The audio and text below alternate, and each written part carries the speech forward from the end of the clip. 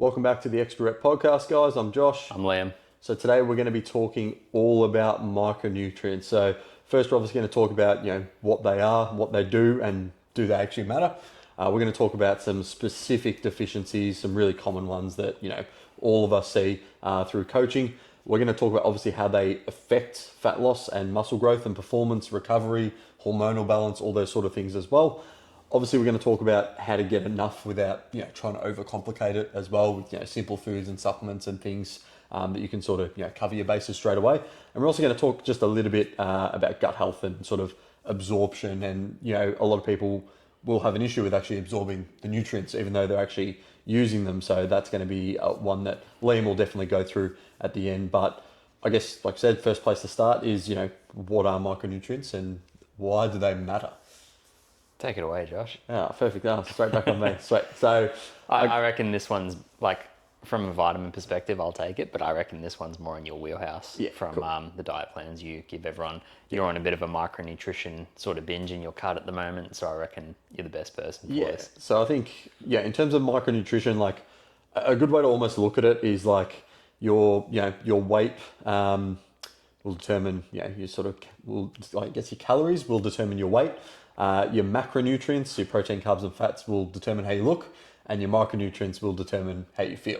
Yep. It's a good little sort of tangent into this. Obviously, the micronutrients are still important though. So basically, vitamins and minerals that our body needs to function in the easiest sort of way possible. Yep. So unlike macros, they're not going to provide any extra energy, but they are going to come with, like I said, a whole host of actual health benefits.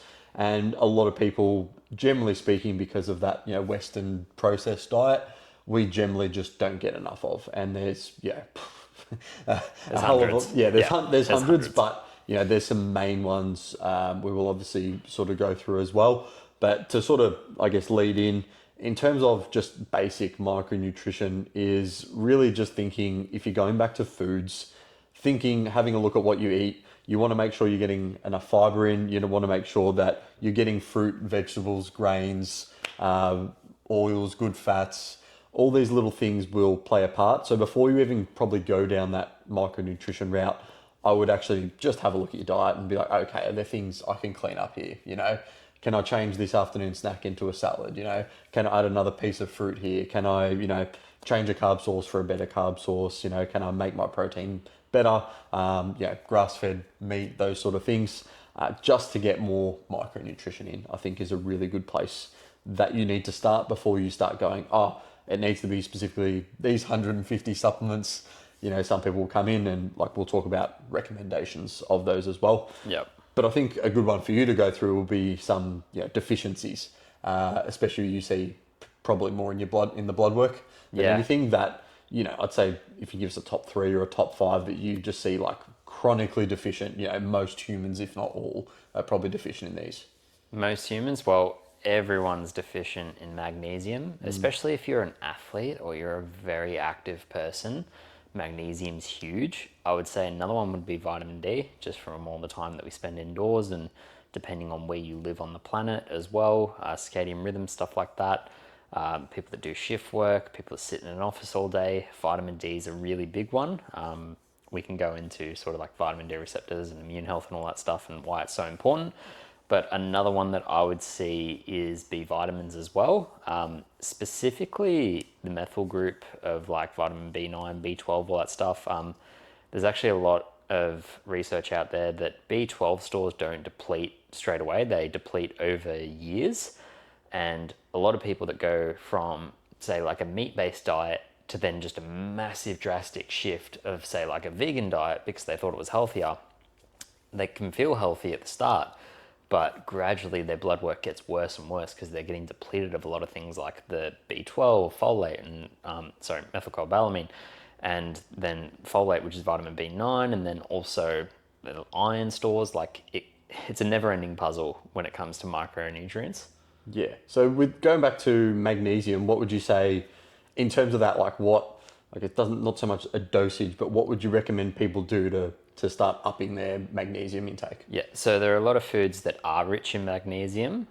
It's not always easy to get through the diet, but things like dark chocolate like high amounts of like 85 to 90%. Lindt dark chocolate, you can eat it, it's delicious. And then at the same time, you're getting, for like 2 squares, you're getting about 50 milligrams of magnesium. Dark leafy greens are a really good way of getting magnesium in. Grass-fed meat, as you mentioned before, really good way to get magnesium in. They're probably the top 3, I'd say. Yeah, I think they're probably. What about obviously vitamin D is a bit more difficult because we basically absorb it from being in the sun. So would you say there's anything else from a food-wise perspective that could like increase the uptake of that? Definitely. So vitamin D is still found in foods as well. And you want it with a fat source. So, because it's a fat soluble vitamin, so it absorbs with fat malabsorption. Do you want to talk, just quickly about what's a fat soluble vitamin? So a lot of people will probably not understand this. No, that's actually a good point to touch on. So a fat soluble vitamin is one that if we have a meal containing fats, we absorb it. Now, what I mentioned before with B vitamins, all B vitamins are water soluble. So let's say if you're taking a supplement of a vitamin, you can take it with water. But that's why you've probably heard, hey, you need to eat this supplement or this medication, whatever, with food, because the only way it's going to be absorbed is if it's with fats. And I think that's funny because they say with food, but it really is, it needs fats. Yeah. If it's just a high protein, high carb meal, extremely low fat, it's probably not going to get absorbed well. So not as well. Yeah. Look, your body's still going to break down in the stomach acid whatever you put in it, but a lot of the times, like let's say if you had excessive vitamin B2 intake, you'd go to the toilet and your piss would be like really dark yellow and you'd think something's wrong. You think you're dehydrated. It's like, no, you've just got an excess of a water soluble vitamin that you're just peeing out. Yeah, that's interesting because a lot of people, big tangent, but your pee color, people think, hydration. Of course, I think like actually people say if it's like completely white that it's actually almost not a good thing, like that you're too hydrated to a point. So there's a real tipping scale, but I'd say if it's a lighter color, you're normally pretty sweet. But again, like I said, going back to the dark colors you just mentioned. Look, it's not just pee, it's stools as well, but it's like, we're not going to turn it into a podcast about that, but there are a lot of things of like the color, if there's foam, if there's a smell to it, if it's a easy stream, if it's not, like, there are different factors into it and vitamins do play a role. But nothing to really worry about, I'd say. Yeah. Like if you know something's wrong, you know something's wrong. Yeah. How about iron? What would you say are your main ones to get iron in? So iron, I'll try and keep this short because there's a real big problem I'm seeing with a lot of people with iron malabsorption issues. And usually it's with underlying gut bacteria issues. So us, I wasn't going to call us medical practitioners, but pathologists, I should say, blood work pathologists and just holistic gut people. We know that negative gram-bacteria and certain pathogens and parasites and stuff like that, iron is like chocolate cake to feeding them.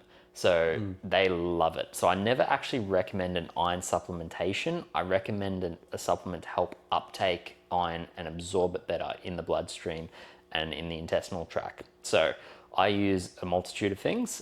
Desiccated spleen is a really good one in a supplemental form.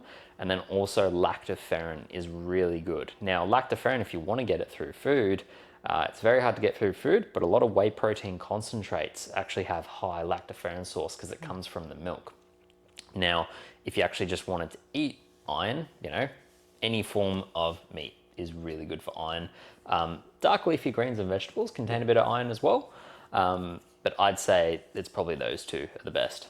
I think it's funny, like even from what you've just said in the past, 5 minutes, like there seems to be a really common theme of like eat your good quality meat and eat your greens sort of thing. Well, yes, because look, honestly, like the micronutrition you're going to get from eating greens and the digestive enzymes are absolutely amazing.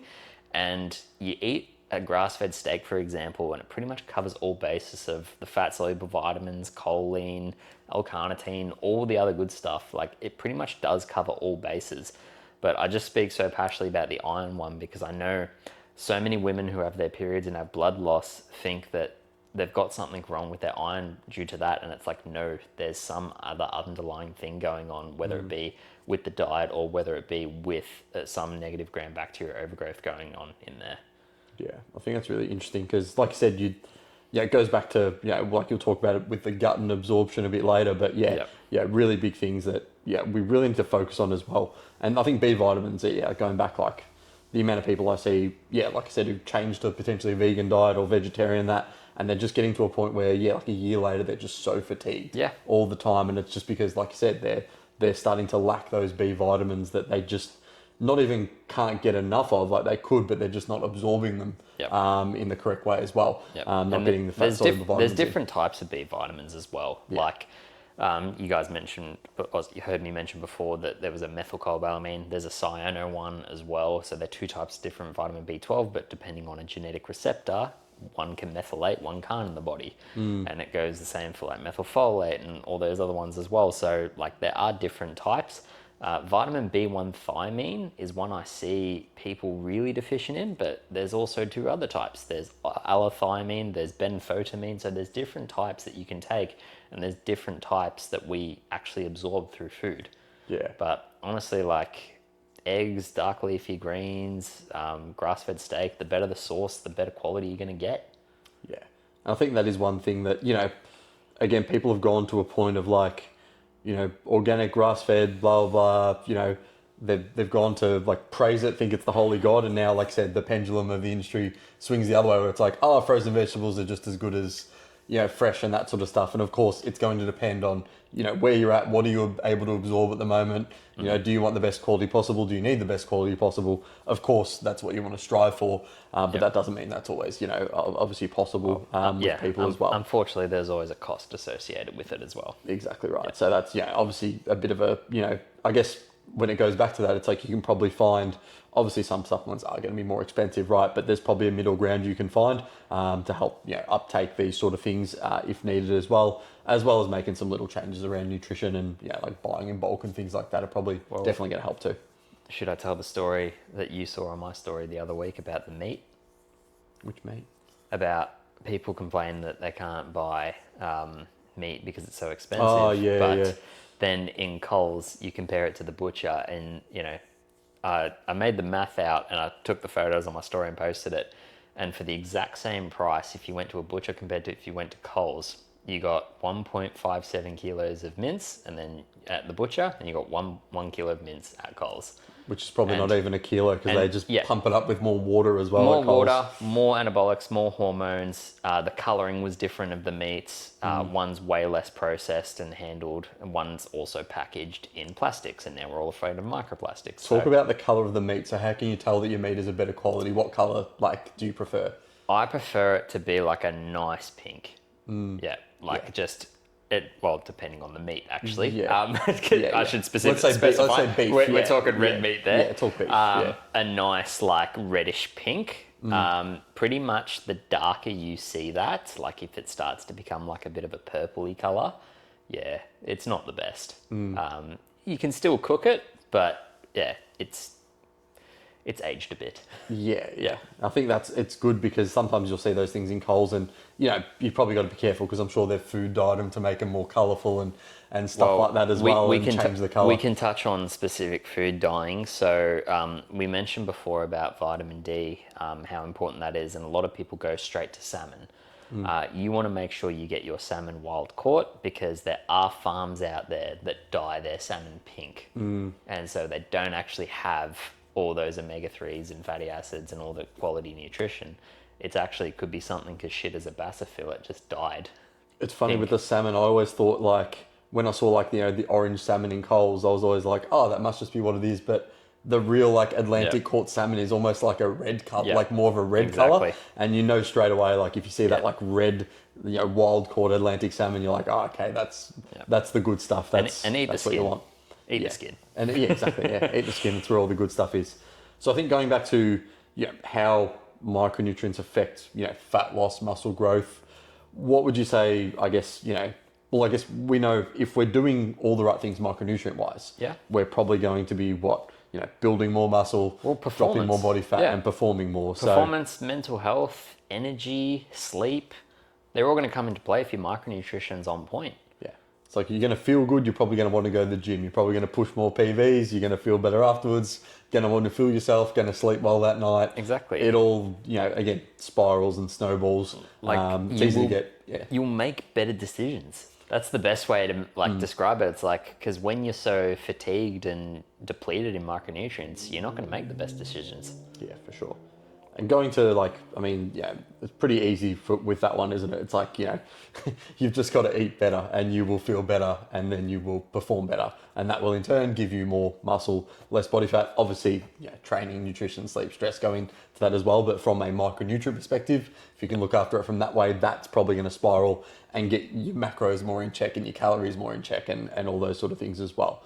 But in terms of getting enough like micronutrition in, without sort of, I guess, trying to complicate it, what would, what sort of, we obviously talked briefly already about the foods, but how would you sort of go about that with someone even if someone's like, oh, I don't really like supplements or I don't want to do that many supplements or just one or two for me. How would you go about that? Well, I'd always argue first and foremost where that mindset came from of, oh, I don't like supplements or, all that, but we don't have to get into that.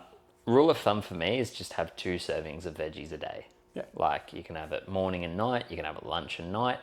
2 servings. What would a serve be? 150 to 250 grams. Yeah, cool.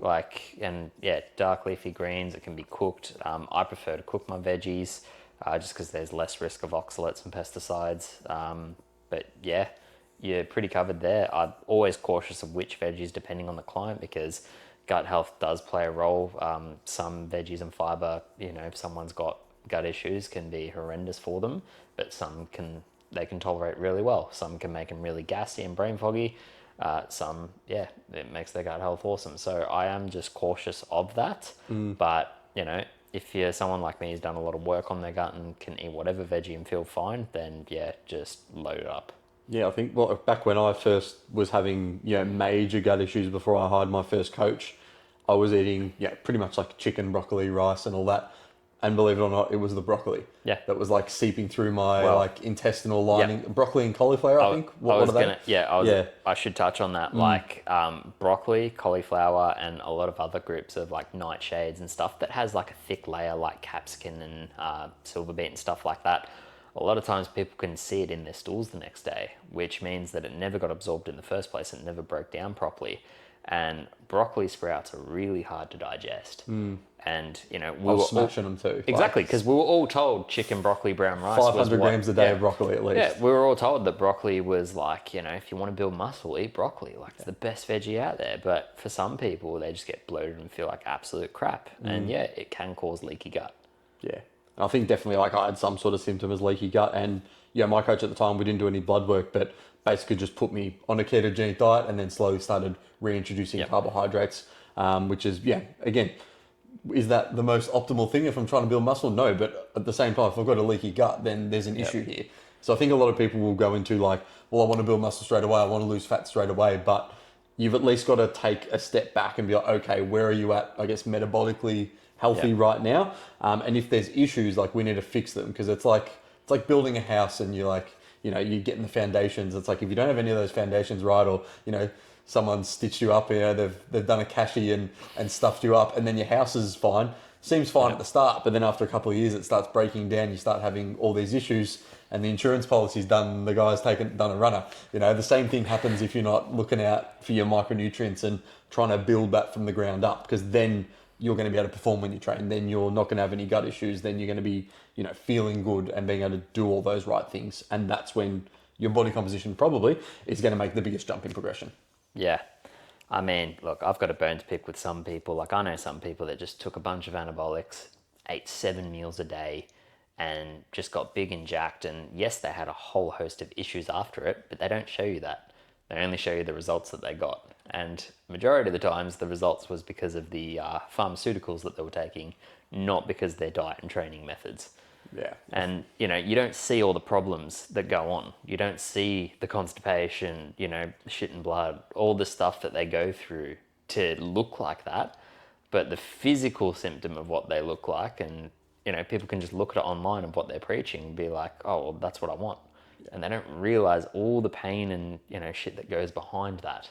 Yeah, how they actually feel, how they, what they're hiding, behind that. So, you've got to be careful, guys, because it's an interesting industry in where a lot of people will not so much lie, but they'll just hide, and mask the truth a little bit, to sell their programs. I'll never forget this one consult I had. This guy filled out this whole questionnaire, and I saw his physique and everything. I'm like, man, what does he want my help from? Like, this guy's like jacked and he's like early 40s and everything.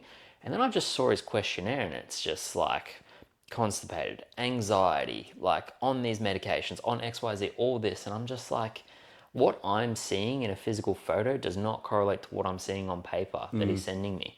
And I was honestly shocked, but there was just so much work to do. Yeah.